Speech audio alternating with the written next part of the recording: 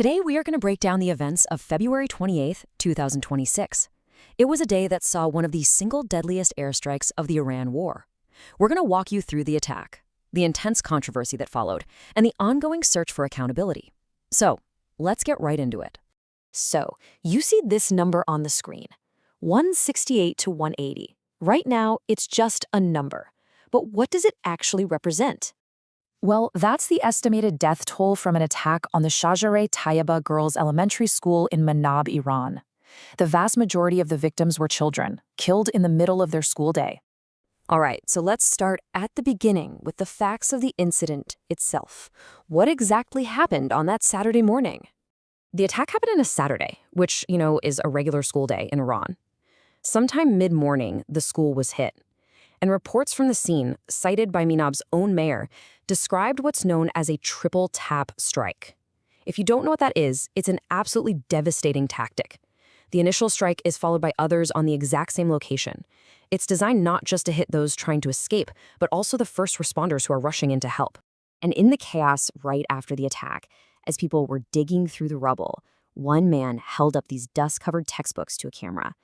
This quote, captured by journalists, it just powerfully illustrates the horror on the ground.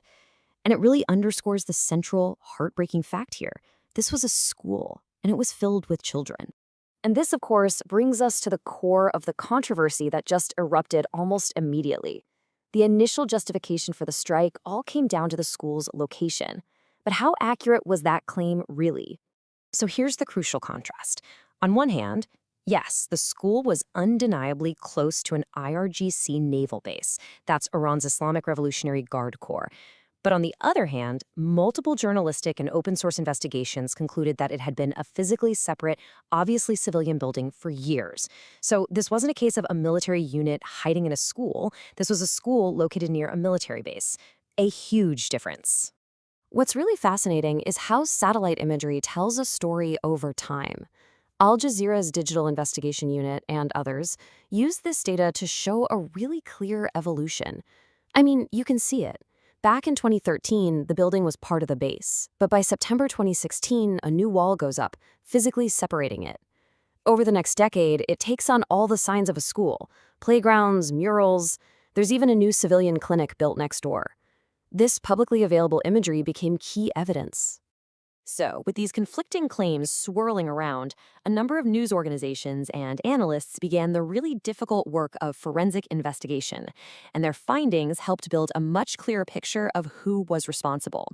A consensus started to form pretty quickly among investigators. The New York Times, CBC, NPR, they all pointed towards a U.S. precision strike, likely part of a broader attack on that IRGC base next door. The key question they raised was whether it was a catastrophic intelligence failure. Like, were they using outdated maps from before 2016? Or was it a weapons system malfunction?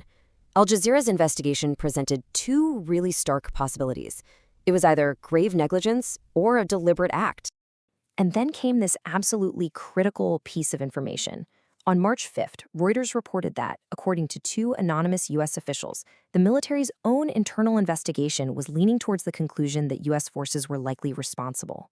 This was a huge moment because it suggested that the findings of all those external investigators were being confirmed from inside the Pentagon itself.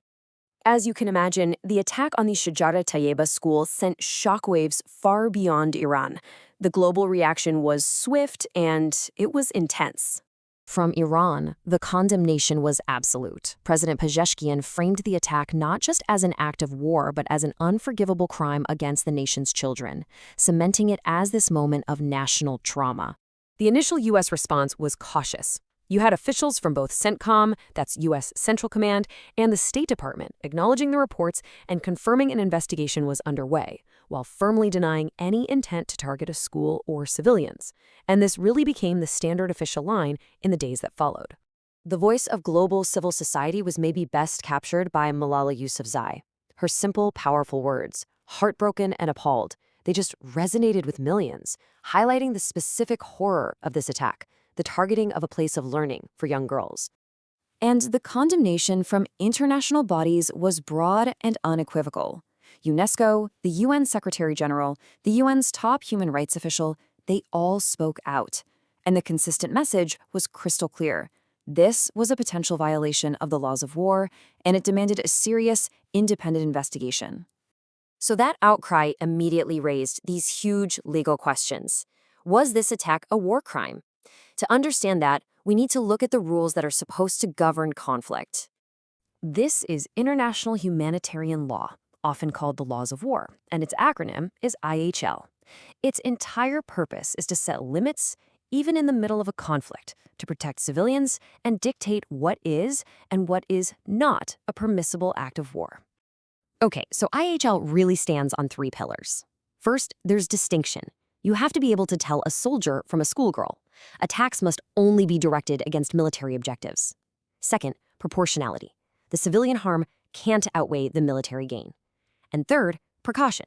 You have to do everything you can to avoid hitting civilians in the first place. These are the standards by which the MENOP strike is being judged. Which, of course, leads to the question that legal experts and human rights organizations immediately began to ask. The emerging consensus among legal experts is, yes, it likely did. The school was a civilian object, violating distinction. The death of over 160 children to strike an adjacent base arguably violates proportionality. And the apparent failure to use up-to-date intelligence, well, that violates the principle of precaution. And because of these potential violations, organizations are now urging Iran to grant the International Criminal Court, or ICC, jurisdiction. The ICC is the world's permanent court for prosecuting individuals for war crimes, and this would allow its prosecutor to open a formal investigation into what happened. And that leaves us with this final, incredibly difficult question. The events in Manab highlight a central challenge of modern warfare. In the fog of conflict, where intelligence can be flawed and weapons can strike unintended targets, how is justice for the victims ever truly achieved? It's a question that, in this case, remains unanswered.